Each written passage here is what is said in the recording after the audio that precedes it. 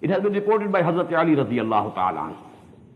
He says that the Prophet said, sallallahu alayhi wa sallam, "Innaha satakunu fitnatun."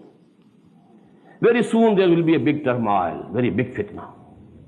Hazrat Ali says, I asked, "Mal makhraju minha ya Rasulullah?" O Messenger of Allah, tell me, what will be the way out from that fitna, from turmoil? What will be the exit? How should we be able to get out of that turmoil? Now the reply came. It's a very lengthy hadith. I'm giving you a few parts from the beginning and then the end.